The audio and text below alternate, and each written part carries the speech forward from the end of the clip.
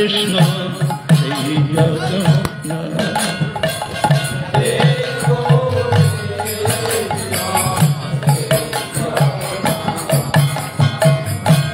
জয় গৌর শ্রী কৃষ্ণ শ্রী জগন্নাথ জয় গৌর শ্রী কৃষ্ণ শ্রী জগন্নাথ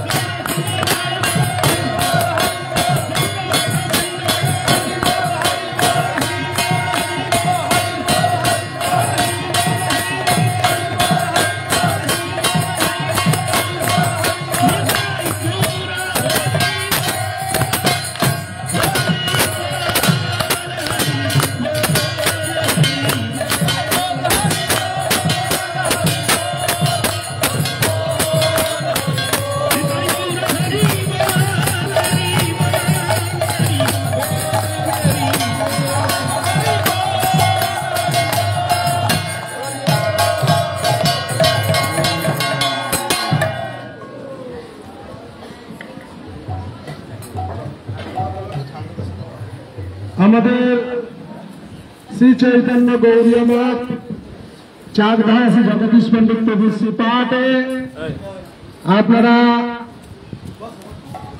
বর্ধমান থেকে আগত আপনারা ভিতরে আসুন, ভিতরে আসুন, এই পাশে জায়গা তো অনেক জায়গা। শ্রীকৃষ্ণ চৈতন্য মঠ আচার্যদেব অরণ্য মহারাজ, ভক্তিচন্দ্র নরেন্দ্র গোস্বামী মহারাজ, পূজ্যপাঠ ভক্তি রক্ষক নারায়ণ গোস্বামী মহারাজ, পূজ্যপাঠ ভক্তি কমল ঋষিকেশ মহারাজ, অন্যান্য অতিথিবৃন্দগণ যারা এসেছেন তাদের সবাইকে আমি সাষ্টাঙ্গে ধন্যবাদ করে প্রণাম জানাই। সকলের আশীর্বাদ কৃপাশীর্বাদ প্রার্থনা করি। আর যারা গৌরমন্ড পরিক্রমা করছে ভক্তবৃন্দ সকলের চরণ ধূলি প্রার্থনা করি আপনারা সবাই মিলে আমার কৃপা করবেন। আপনারা অনেক কষ্ট করে এসেছেন, কিন্তু আর 10-20 মিনিট বসতে হবে, কেননা এখন আপনাদের প্রসাদের টাইম হয়েছে, সকলের খিদে পেয়েছে, কিন্তু প্রসাদ পাওয়ার পরে যে যার মতন সব বিশ্রাম করবে, এখানে ছুটি থাকবে। এই যে এখন এক জায়গায় সব বসেছেন, তো এখানকার মাহাত্ম 10 মিনিট শ্রবণ করুন।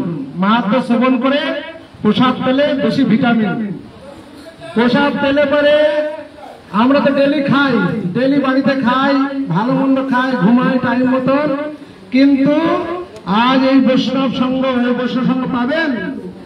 কোটি জন্মে থাকলে ভাগ্য বিষয় ছেড়ে হয় ভাগ্য। অনেক বৈষ্ণব দর্শন পেয়েছেন আপনারা, আপনাদের কত ভাগ্য। আর আপনার গৌরমন্ড পরিক্রমা করেছেন, গৌর আমার যে সব স্থান করল ভবন ডাঙ্গে, সেসব স্থান হেরিব আমি প্রণয়ী ভক্তের সঙ্গে। আজ আমাদের ভক্তিচন্দ্র নরেন্দ্র গোস্বামী মহারাজ, তিনি কত বড় বৈষ্ণব। আমাদের পূজ্যপাঠ ভক্তি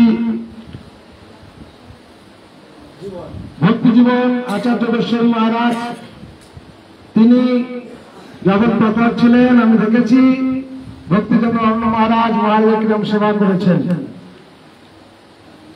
গুরু কৃপা কি করে পাওয়া যায়? গুরু কৃপা কি করে পাওয়া যায়? সেবার দ্বারা। মাধবেন্দ্র পুরী সেবা করে ঈশ্বর পরিপাত, তিনি মহাপ্রভুর গুরুদেব হলেন। এই জন্য গুরু সেবার পরম বৈশিষ্ট্য হল গুরুগত প্রাণ। গুরুর আমি মুখে বললে নাই চলে, গুরুর আচার গুরুর বিচার লড়লে ফল ফলে। এই জন্য আমরা যে স্থানে এসেছি, এই স্থানের মহিমা প্রচুর মহিমা। এই স্থানের মহিমা আমাদের এখানকার মঠ ইনচার্জ ভক্তিপ্রিয় ভজন উন্মুখ মহারাজ, তিনি আমাদের গুরু মহারাজের অত্যন্ত প্রিয়জন এবং এখানকার তিনি মঠের ইনচার্জ প্রাচীন বৈষ্ণব। তার কাছে প্রার্থনা করি তিনি 10 মিনিটের মধ্যে এখানকার মহিমা সংক্ষিপ্ত ব্রতে আপনাদেরকে বলবে। পরে নারায়ণ মহারাজ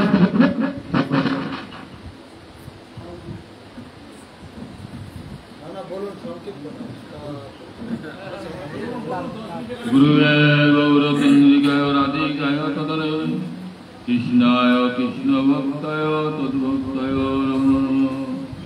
মূকং করোতি বাচালং পঙ্গুরং ময়তে গিরিং যৎকৃপাতমং বন্দে শ্রীগুরু দিনতায় পূজে সর্ববেদো শিরসি বিচ্ছং কোটিদণ্ডকুলাং রত্নান্তে সহস্রী পদাক্ষে সদা শ্রীমদ বৃন্দাবনবস্তু লীলা পরিচয় জগন্নাথ স্বামী নরপদগামী ভবতু মে। সর্বাগ্রে আমি আমার গুরুপাদ পদ্ম অসংখ্য কোটি সাষ্টাঙ্গ দণ্ডবোধ জ্ঞাপন করে তার হয়তুকি কৃপা প্রার্থনা করি। পূজনীয় মঞ্চে আসীন আচার্যগণ, পূজনীয় সন্ন্যাসীবৃন্দ, সমাগত ভক্ত, তাদেরকে আমি অসংখ্য কোটি সাষ্টাঙ্গ দণ্ডবোধ জ্ঞাপন করছি এবং সমাগত ভক্তবৃন্দ, মাতৃবৃন্দ সকলকে আমি যথাযোগ্য সম্বোধন করছি। সকলেই প্রসন্ন হন। সময় অল্প, কথা অনেক, তো আপনারা পরবর্তীকালে শ্রবণ করবেন। পেটে ক্ষুধা থাকে, তখন কথা শুনতে ভালো লাগে না, ঝিমিঝিমি হয়। তাই মহাজন আছেন, আপনারা তাদের শ্রীমুখ থেকে জগন্নাথ মহিমা বিস্তৃত শ্রবণ করবেন। তো আমাকে আদেশ করছেন সংক্ষেপে কিছু বলতে জগন্নাথের মহিমা। তবে সংক্ষেপে 2-4টা কথা বলবো। পুরীধামের জগন্নাথ সাক্ষাৎ শ্রীমন্দিরের বিগ্রহ কোথাও যান নাই। একমাত্র এখানে এসেছেন। আগে অনেক 500 বছর পূর্বে নবকলেবর হয়েছিল, এখনো হচ্ছে নবকলেবর। কখন নবকলেবর হয় সেই সম্বন্ধে আমরা পরবর্তীকালে শ্রবণ করবেন মহাদেশের মুখ থেকে। তবে কোথাও জগন্নাথ যান নাই, কিন্তু একমাত্র এখানে এসেছেন। দুই ধামের সাক্ষাৎ মন্দিরের শ্রী বিগ্রহ এখানে চলে এসেছেন তার ভক্তের মাধ্যমে। তার একান্ত অনুগত ভক্ত কৃষ্ণলীলার পার্ষদ, যিনি জগদীশ পণ্ডিত কৃষ্ণলীলার পার্ষদ জাগিক ব্রাহ্মণী ছিলেন, তিনি গৌরীলাতে জগদীশ পণ্ডিত রূপে এসেছেন এবং মহাপ্রভু একান্ত শরণাগত ভক্ত প্রিয় পার্ষদ কৃষ্ণের অনেক মহাপ্রভুর অনেক লীলাতে তিনি ছিলেন। কৃষ্ণলীলাতে তিনি জাগিক ব্রাহ্মণী ছিলেন, মহাপ্রভু লীলার সময় তিনি অনেক জায়গায় ছিলেন। আর সেই জগন্নাথের প্রেম, জগদীশ পণ্ডিতের প্রেমেতে বশীভূত হয়ে জগন্নাথ তার সঙ্গে এখানে চলে আসলেন। বললেন, আমি বৃদ্ধ হয়েছি, তখন পায়হাটা রাস্তা, 1 মাস যেতে লাগলো, 1 মাস আসতে লাগলো। তখন নদী ছিল, তখন তো ব্রিজ ছিল না, যাওয়া দুর্গম ছিল। মহাপ্রভু পাঁচগণে বিশেষ করে যেতেন। তারা সেখানে গিয়েছিলেন, তখন নবকলেবর হবে, ঠাকুরের বিগ্রহ পরিবর্তন হবে এবং সেখানে সমাধিস্থ করা হয়। নির্দিষ্ট স্থান রয়েছে, উত্তর গেটে তুলসী বাগান আছে, সেখানে সমাধিস্থ করা হয়। তাই তিনি বললেন, জগদীশ পণ্ডিতের আরতি প্রার্থনা বিজ্ঞপ্তি শ্রবণ করে জগন্নাথ বললেন যে আমাকে তুমি নিয়ে চলো, তোমার সঙ্গে আমি যাব। তখন তিনি বললেন, আমি তোমাকে বিশাল বিগ্রহ কি করে নিব, পশ্চিমবঙ্গের নদিয়া আমি কি করে নিব বিশাল বিগ্রহ? তাদের পান্ডাদের তুলতেই কষ্ট হয়, রথের মধ্যে সামান্য জায়গা, তাতে তারা তুলতে তাদের কষ্ট হয়, আর পশ্চিমবঙ্গে আমি কি করে নিব? তখন বললেন, আমি সোলার মতো হালকা হয়ে যাব, তোমার কষ্ট হবে না, একটা নতুন কাপড়ে আমাকে বাঁধবে, হ্যাঁ, আর একটা যষ্টির সাহায্যে আমাকে তুলে নিয়ে যাবে। তখন বললেন যে রাজারা তো আমাকে দেবে না, রাজাদের বিগ্রহ, সেবিত বিগ্রহ কি আমাকে দেবে? রাজাদের সময় দেখালেন, আমার একজন প্রেমিক ভক্ত এসেছে, আমাকে এই বিগ্রহ দিয়ে দিবে, আমি সময় হব না। তখন রাজারা তাকে সেই বিগ্রহ দিলেন। ভাবলেন নিশ্চয়ই কোনো ভাগ্যবান ব্যক্তি, জগন্নাথ তার সেই ভাগ্যবান ব্যক্তির সঙ্গে তিনি যাবেন, তিনি সাধারণ ব্যক্তি নন, দেওয়াটাই বাঞ্ছনীয়। তাকে দিলেন। তাই তিনি আবার তার শর্ত দিলেন যে আমাকে রাস্তার মধ্যে কোথাও রাখবে না, রাস্তার মধ্যে জমিনের উপরে আমাকে কোথাও রাখবে না। 1 মাস যদি আসতে লাগে, হেঁটে হেঁটে আসতে 1 মাস লাগে, তার তো বিশ্রাম, আহার নিদ্রা থাকে, মানুষের শরীর ধর্ম। কিন্তু 1 মাস যে উনি এই ঠাকুরকে কান্দে ঝুলিয়ে নিয়ে এসেছিলেন, 1 মাস ঠাকুরকে কোথায় রেখেছিলেন, কিভাবে ছিলেন, এটা আমরা বলতে পারবো না। এটা ভক্ত ভগবানের খেলা, ভক্তের ইচ্ছা ভগবানের কৃপায় অসম্ভব সম্ভব হয়। হয়তো 1 মাসের পরটাকে একদিনও তিনি করে দিতেন, হয়তো ভগবান সর্বশক্তিমান, জগন্নাথ সর্বশক্তিমান, তাই তিনি 1 মাসের পরটাকে হয়তো একদিনে করতে পারে, সমাপ্ত করতে পারবেন, আমরা এটা বুঝতে পারবো না।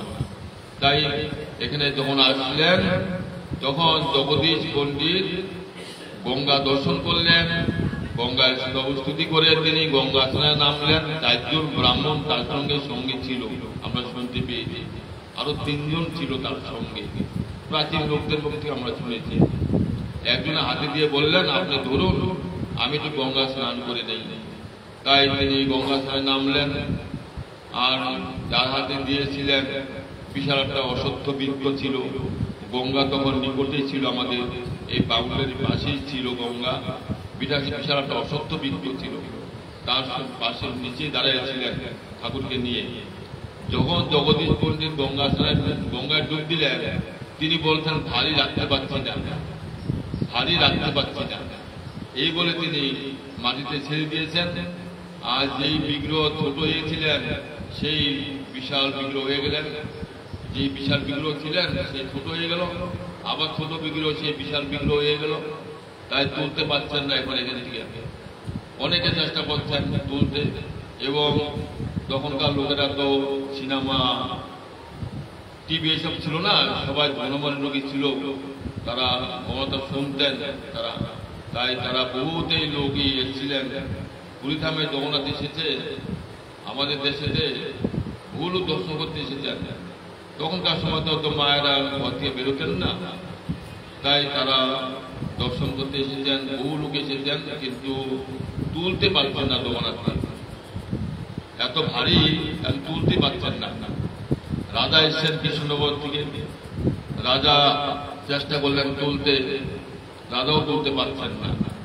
তখন রাজা চিন্তা করলেন জগন্নাথ এই গঙ্গার পাড়েই থাকবেন, উনি মায়ের নবদ্বীপে যাবেন না।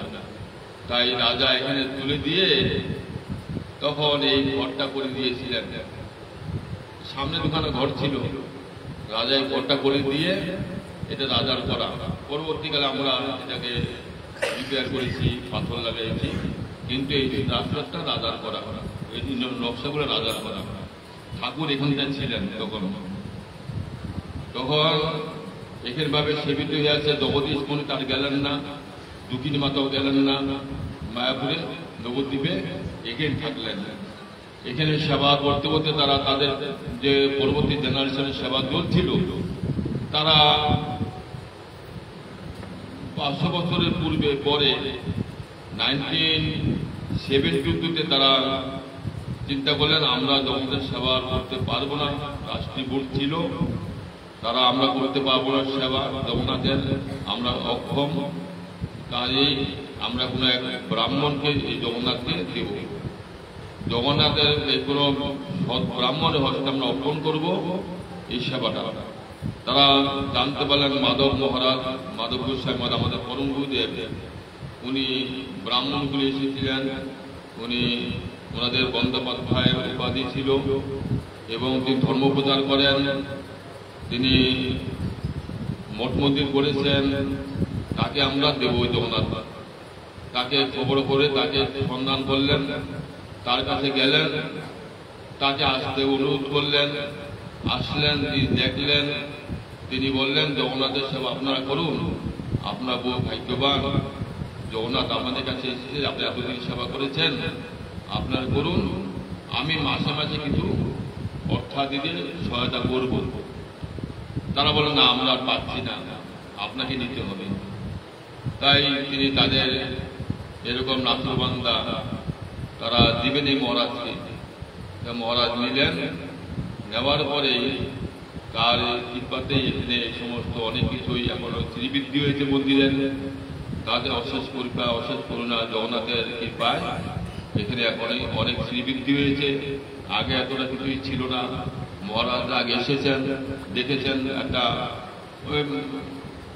ভাঙ্গাচুরা মন্দির এবং চারিদিকে অত লোকজনে উপস্থিত ছিল না, একটা গ্রামগঞ্জে পরিণত হয়েছিল। তাই আজকে মহারাজের কৃপায় আমরা এখানে স্বাভাবিক অযোগ্য হয়েও সেবার একটু অধিকার দিয়েছেন। নগণ্য সেবককে আমি সেবা করছি, কিন্তু আমার সম্বন্ধে যা বললেন অতটা কিছুই নয়, আমি একজন সাধারণ নগণ্য সেবক। তাই আমি আজকে আপনাদের অশেষ ধন্য, আপনারা যে মহারাজের সঙ্গে যে আপনারা অনেক আত্মী নিয়ে এসেছেন, আপনাদের হৃদয়তে ভগবান জগন্নাথ আপনাদের যে অশেষ কৃপা করে আপনাদের নিয়ে এসেছেন এখানে, তাকে দর্শন দিবেন, আপনাদের দর্শন করবেন তিনি, আর তারা আপনাদের দর্শন করবেন, তিনি প্রসন্ন হবেন, আপনারা প্রসন্ন হবেন। তাই এখন প্রসাদের সময় হয়েছে, প্রসাদ গ্রহণ করবেন আপনারা। তার পরবর্তীকালে 5টার সময় আপনারা এখানে বিশ্রাম করবেন। এখানে যাতে একদিন শুয়ে থাকে, যদি বিশ্রামে কি হয় না মহারাজ, বললে হয় পরিক্রমা, কথা বললে হয় কীর্তন জগন্নাথ স্বামীতে, আর শুয়ে থাকলে দণ্ডবোধ, শুয়ে থাকলে দণ্ডবোধ হয়, আপনার ততক্ষণ শুয়ে থাকবেন, দণ্ড টুকু আপনাদের সেখানে নিশ্চিত মনে আপনারা বিশ্রাম করবেন, খেয়ে দিয়ে কেউ আসবেন এখানে, আপনারা থাকবেন আর মহারাজ আমরা ব্যবস্থা করে অন্য জায়গায়। তাই এখন প্রসাদ গ্রহণ করবেন, তারপরে বিশ্রাম করবেন, তারপরে মহারাজ একটু সম্বন্ধে বলবেন, আপনারা শ্রবণ করবেন, তারপরে আপনাদের কি মন বিরাট আপনার থাকবেন কৃপা করে, যদি কৃপা করে থাকেন অবস্থান করেন করবেন, আর যদি আমাদের কৃপা না করেন চলে যান, তবে আবার কোনো আসবেন আপনারা, যাতে আমার দর্শন পাই আপনাদেরকে। বাঞ্ছা কল্পতরুতি কৃপা সিন্ধু ওই দ্বারা পাবনে জয় ভক্তিপ্রিয় ভাই হরিজন মহারাজ কি জয়। এতক্ষণ আমরা এখানকার মহিমা শ্রবণ করলাম, আরো অনেক মহিমা চাকদার রয়েছে এখানে। প্রদ্যুম্ন ভগবান সম্পরাসুরকে বধ করেছিলেন, ভগীরথের রথের চাকা এখানে ফেলে গিয়েছিল, তাই চক্রদহন থেকে চাকদা, অনেক লীলা এই চাকদাতে রয়েছে, সেগুলো সময় সাপেক্ষ, অনেক সময় লাগবে। আর আমাদের মহারাজ যে বললেন যে কি ছিল এখন কি হয়েছে আগেকারে জানেন তো, হ্যাঁ, ক্রমে ক্রমে বৃদ্ধি হয় ভগবানের কৃপা গুরু কৃপায়। এখন আপনারা যদি সবাই থাকেন, সবার জন্য ব্যবস্থা আছে, অসুবিধা নাই। আপনারা আরো যদি এরকম ডবল আসেন তাদেরও ব্যবস্থা আছে, কোনো অসুবিধা নেই। এখন আমাদের 500-600 থাকার লোক, মানে 600-700-800 লোক থাকার ব্যবস্থা আছে। যাই হোক, এখন আমাদের প্রসাদের ব্যবস্থা হয়েছে, আপনারা পূজ্যপাদ নারায়ণ মহারাজকে 5 মিনিট শুনে আপনারা প্রসাদ পাবেন।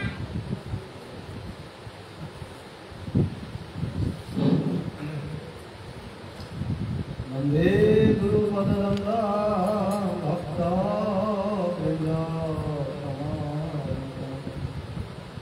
শ্রী চৈতন্য প্রভু বন্দে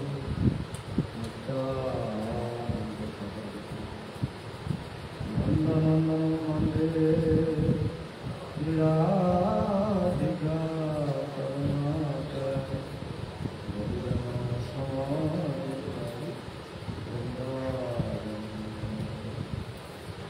हे कृष्ण चैतन्य प्रभु नित्यानंद श्री अद्वैत गदाधर शिवासादि गौरभक्तवृंद। हरे कृष्ण कृष्ण कृष्ण हरे हरे, हरे राम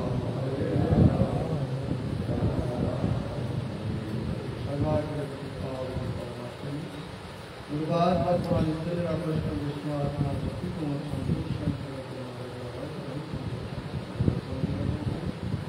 अविंद गुरुवार भगवान इंद्र कृष्ण विष्णु आत्मा भक्ति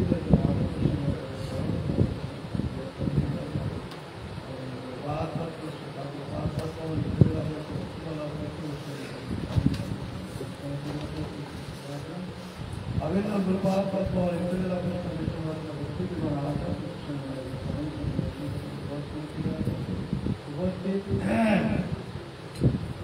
आचार्य वृंद त्रिगंडी पात्रा परम पूजनीय धाम परिक्रमाकारी श्री कृष्ण भक्तमंडली मंडली समर्पित यथायथ सम्मान আমরা শ্রী শ্রী গুরু গোবিন্দের অপরাধকে অবলম্বন করে পরিক্রমা করতে করতে আপনার যে স্থানে উপস্থিত হয়েছে এই স্থানের মহিমা কথা, এই স্থানের যিনি শিবাই প্রধান শিবাই মহারাজ মুখারবিন্দ থেকে আমরা শ্রবণ করে সকলেই ধন্যবাদ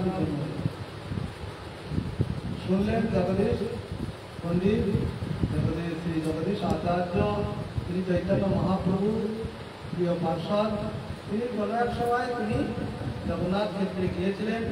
জগন্নাথ দর্শন করার পরে যখন তিনি চলে আসবেন, তখন তার এত আরতি, এত শ্রদ্ধা, এত ভক্তি যে মনে মনে প্রার্থনা করছেন যে জগন্নাথের যদি একটু সেবা করতে পারতাম তাহলে আমার জীবনটা ভালো।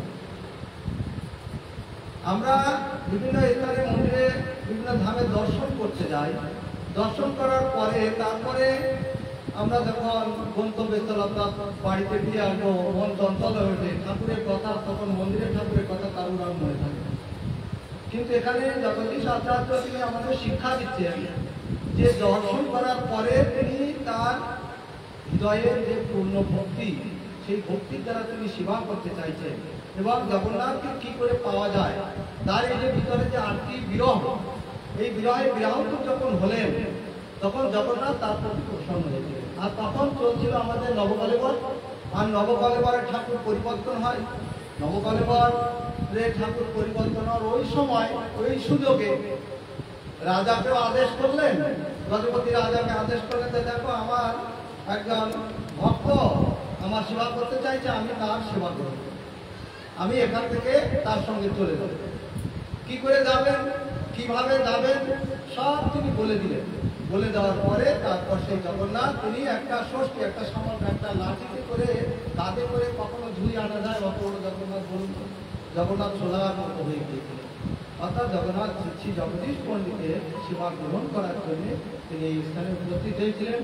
এই স্থানের মহিমা অপার। পরবর্তীতে আমাদের অভিনব প্রপাত পদ্ম, শিক্ষা প্রপাত পদ্ম, মাধব কৃষ্ণ মহারাজ তিনি এই জগন্নাথের সেবা ভাগ গ্রহণ করেছিলেন। তার পরবর্তীতে এইসব আমাদের এই ভ্রাতাগণ, বৈষ্ণবগণ, তারা এই জগন্নাথের বৈভব সেবা, বৈভব আস্তে আস্তে বৃদ্ধি করতে লাগবে। তাই চাকদাহ আপনারা শুনলেন, এটা অত্যন্ত পবিত্র স্থান। এখানে অভিন্ন, এটা পুরুষোত্তম ধাম, জগন্নাথ আছেন অর্থাৎ এখানে পুরুষোত্তম। এখানে সম্ভাষু প্রদ্যুম্ন মিশ্র কৃষ্ণের পুত্র সম্ভাষুকে এখানে বধ করেছিলেন। এখানে যখন গঙ্গা যায়, গঙ্গা সাগরে গঙ্গা চলে যায়, এখান থেকে যখন ভগীরথ শঙ্খ বাজিয়ে নিয়ে যাচ্ছিলেন, তার সেই ভগীরথের সেই রথের চক্র এখানে মাটিতে গেড়ে যায়, মাটিতে দেবে যায়, যার জন্য এর নাম হচ্ছে চক্র দহ। পরবর্তীতে অপভ্রংশ হয়ে চাকদাহ নাম হয়েছে। তা এই স্থানের মহিমা এখানে আপনারা জানেন, প্রতি বছর স্নান যাত্রায় বিরাট উৎসব হয়। সেই স্নান যাত্রায় অনেকে এসেছে এবং এই স্নান যাত্রায় অগণিত ভক্তবৃন্দ আসেন, প্রসাদ পান, জগন্নাথকে দর্শন করেন, তারপরে তারা চলে যান। তা আমরা আজকে এই স্থানে এসে অত্যন্ত ধন্য হয়েছি। জগদীশ পণ্ডিত তিনি কৃপা করুন, আমরা তার জন্যে তিনি যেমন দর্শন করে তার বিরহ এসেছিল, তার আরতি এসেছিল যে আমি এখন ফিরে যাব, কিন্তু জগন্নাথকে তো আর দর্শন করতে পারবো না, দর্শন কি করে করব, জগন্নাথকে ছেড়ে যাচ্ছি, তিনি মনে রেখেছিলেন, তার বিরহ এসেছিল। এই জন্য জগন্নাথ তার সঙ্গে চলেছিলেন। দেখুন বৃন্দাবনের যে বাঙ্কে বিহারী যখন ওখানে যাবেন, বাঙ্কে বিহারী যদিও আমাদের গৌরব বৈষ্ণবগণের অত অ্যাট্রাকশন নেই, কারণ ওখানে রাধারানী নেই, তথাপিও বাঙ্কে বিহারী যখন স্বয়ং ভূ প্রকটিত স্বয়ংভূ মূর্তি, জগন্নাথ যেমন স্বয়ংভূ মূর্তি, জগন্নাথ স্বয়ংভূ মূর্তি, কেউ তৈরি করেনি, স্বয়ং প্রকটিত। ওখানে বাঙ্কে বিহারীও স্বয়ংভূ মূর্তি। আমাদের গোস্বামীগণের মদন মোহন, গোবিন্দ, গোপীনাথ সব স্বয়ংভূ মূর্তি। স্বয়ংভূ মূর্তি কাকে বলে? স্বয়ং প্রকটিত হয়, ভক্তের সেবা গ্রহণ করার জন্য স্বয়ং প্রকটিত হয়ে যায়। অর্চা মূর্তি রূপে, পঞ্চম স্বরূপে জগন্নাথ প্রকটিত হয়েছে। অর্চা মূর্তি জগন্নাথ তিনি অর্চার রূপে, অর্চা মূর্তি রূপে পঞ্চম স্বরূপে বিগ্রহ রূপে জগন্নাথ এসেছেন জগতের কল্যাণের জন্য। তার পূর্বে তাহলে কি আছে? তার পূর্বে আরো 4টি বিগ্রহ অর্থাৎ মূর্তি আছে। সেটা কি? স্বয়ং ভগবান যেমন কৃষ্ণ যখন আসেন তখন জীবের সঙ্গে কোনো সাক্ষাৎ হয় না, সাধারণ জীবের সঙ্গে, তার পার্শ্বদের সঙ্গে লীলা করেন। পরবর্তীতে তার অবতার রূপে যখন আসেন তখনও জীবের সঙ্গে কোনো সাক্ষাৎ হয় না।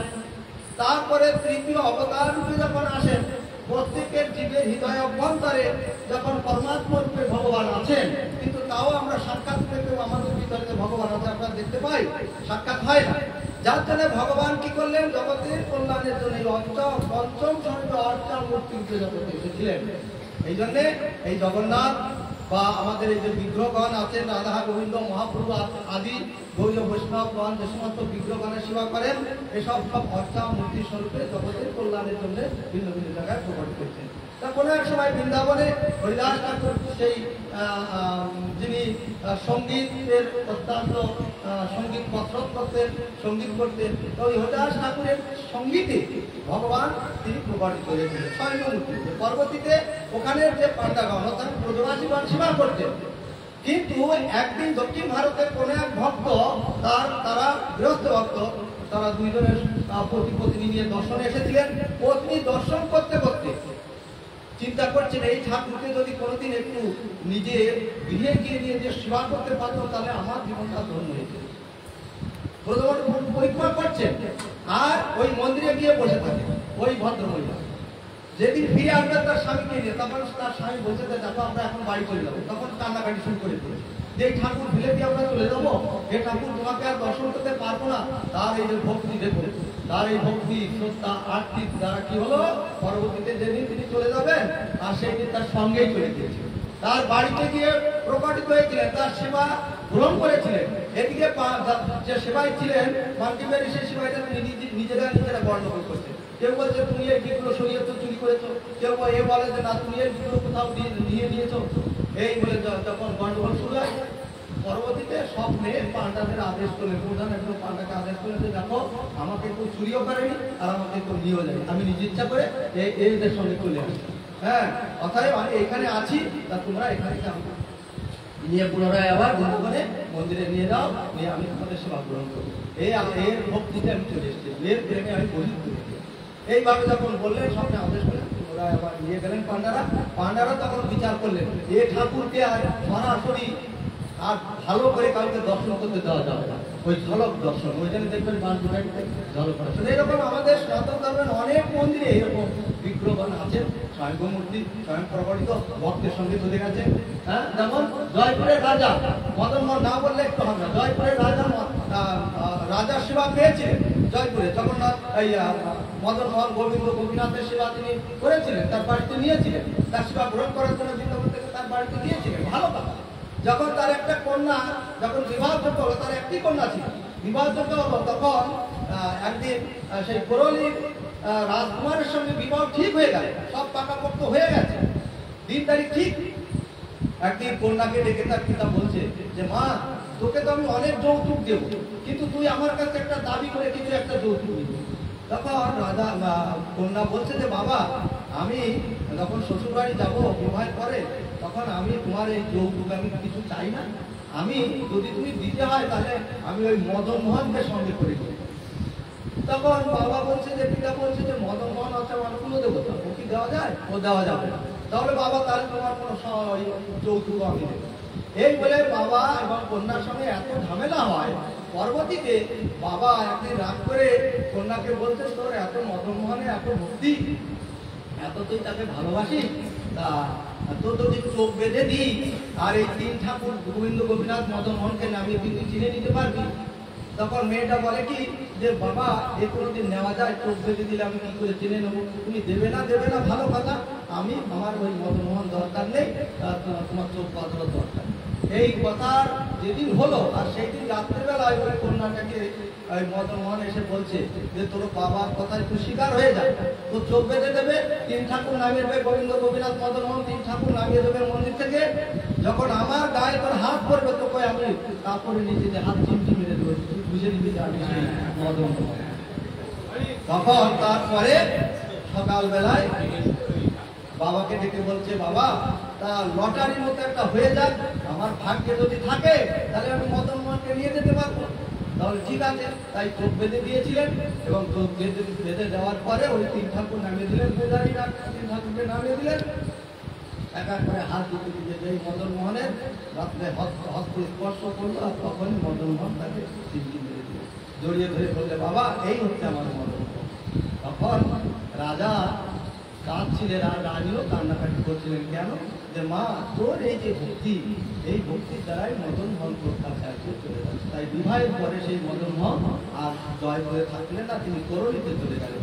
কথিত আছে ওই করলিতে যে সমস্ত আশেপাশে মুসলমান জাতি, জবন জাতি তারাও আছে।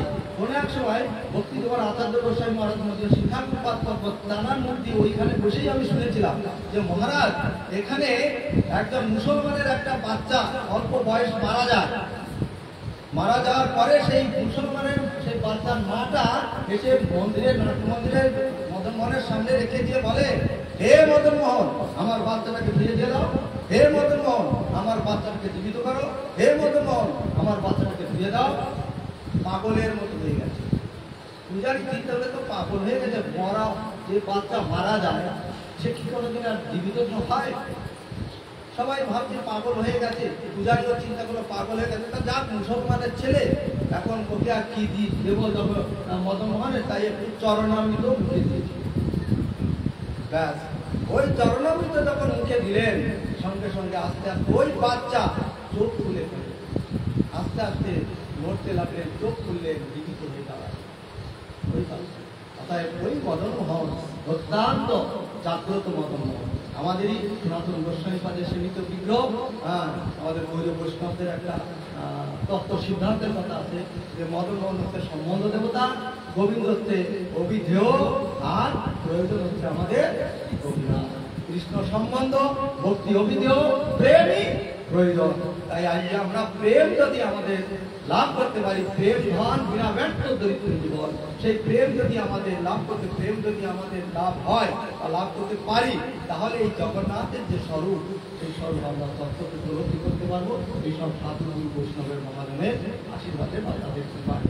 ভক্তি ছাড়া কখনো ভগবানকে জানা যায় না, প্রেম ছাড়া কখনো ভগবানকে উপলব্ধি করা যায় না। সেই ভক্তি প্রেম একমাত্র এইসব সাধু বৈষ্ণবের কৃপায় একমাত্র লাভ হবে।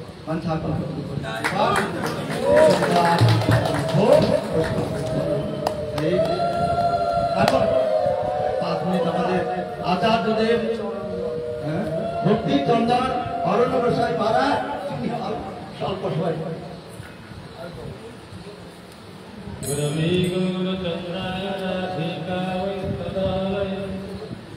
কৃষ্ণায় কৃষ্ণ ভক্তায় ভগবন্তায় শ্রী কৃষ্ণ চৈতন্য প্রভু নিত্যানন্দ দ্বৈত গদাধর শিবাসাদি হরে কৃষ্ণ কৃষ্ণ কৃষ্ণ হরে হরে, হরে রাম রাম রাম হরে হরে। আমি সর্বাগ্রে বলি গুরুপাদ বিষ্ণুপাদ মহাপুরুষ পরিত্রাণাচার্য কৃষ্ণ ভক্তি জীবন আচার্য সরস্বতী গুরু মহারাজের আত্মকরণে আমাকে সৎসঙ্গ ধন্যবাদ করতে নিবেদন করি। তিনি আমাদের সকলে প্রসন্ন হন, কৃপা দৃষ্টি লাভ করুন। রবিবাসী ভক্তি সিদ্ধান্ত সরস্বতী ঠাকুরের অত্যন্ত বিজয়জন শ্রেষ্ঠ আপন পার্ষদ বিষ্ণুপাদ সরস্বতীর কাছে স্বামী কৃষ্ণ ভক্তি দৈত মাধব গোস্বামী মহারাজের পাদ বন্দনা করে তিনি আমাদের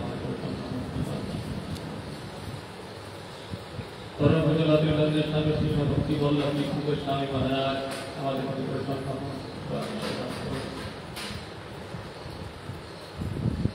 সভায় উপস্থিত মহারাজগণ,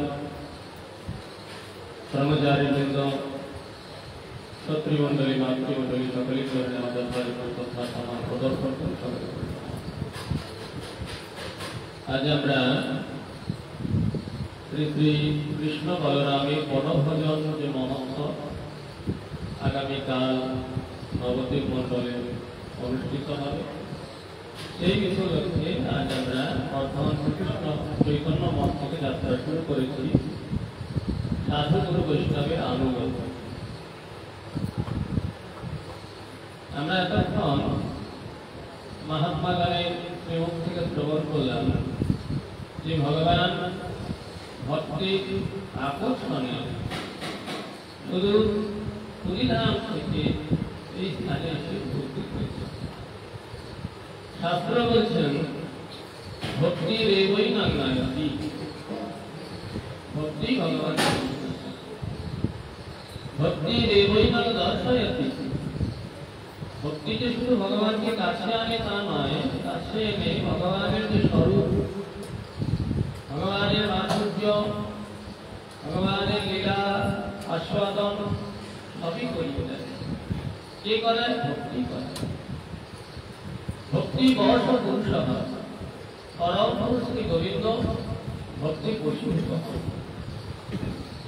আজ আমরা মহাত্মা গান্ধীর শ্রীমুখ থেকে সেই সমস্ত অপ্রাকৃত কথা, মদন মোহনের কথা, জগন্নাথ দেবের কথা, এই সমস্ত কথা শ্রবণ করলাম। এই সবই ভক্তির প্রকাশ।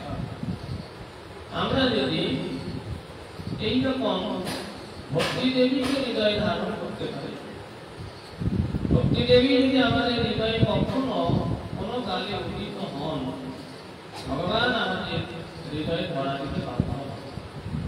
সুতরাং আমার সকলের কাছে প্রার্থনা, আমরা যেন সকলে সাধু গুরু বৈষ্ণব যারা আমাদের পথ প্রদর্শক আমাদের আগে নিয়ে চলেছেন, তাদের আনুগত্যের থেকে যেন আমরা এই ধাম দর্শন, পরিক্রমা, হরিনাম, হরিকথা শ্রবণ ইত্যাদি ইত্যাদি খুব নিষ্ঠার সঙ্গে, খুব যত্নের সঙ্গে করতে হবে।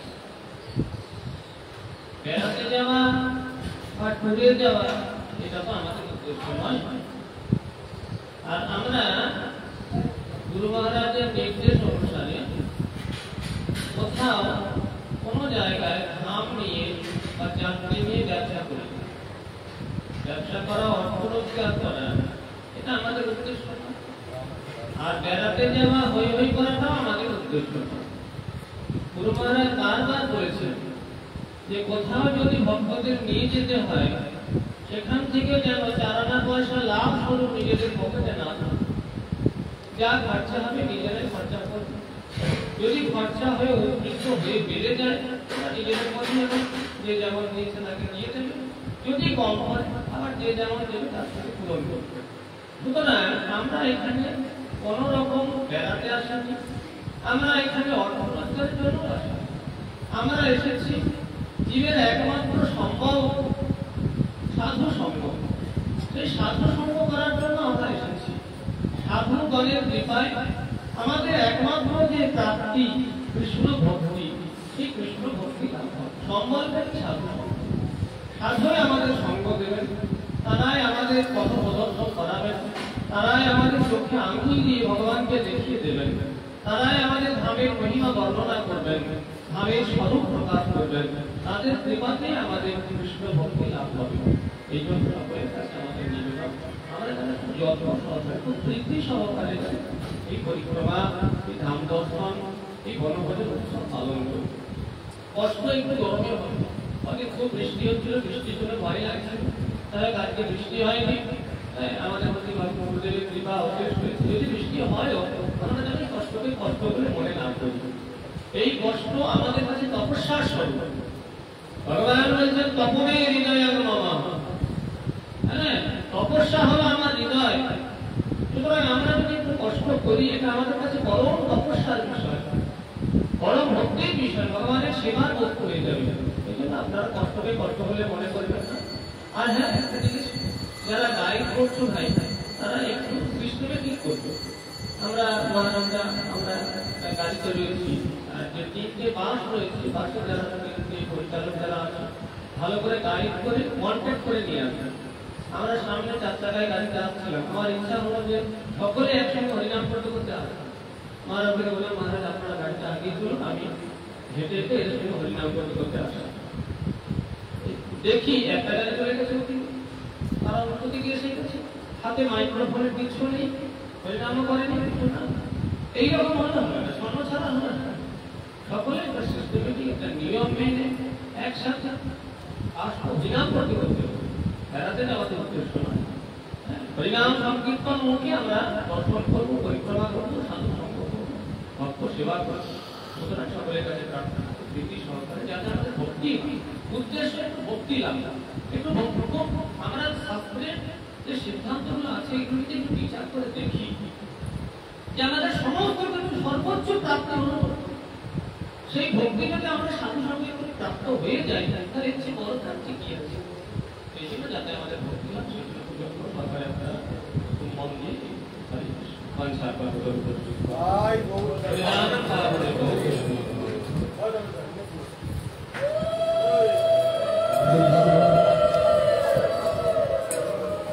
ভক্তবৃন্দ সকালে কোনো প্রসাদ আমার বন্ধুদের চারটে বলেছে, চারটে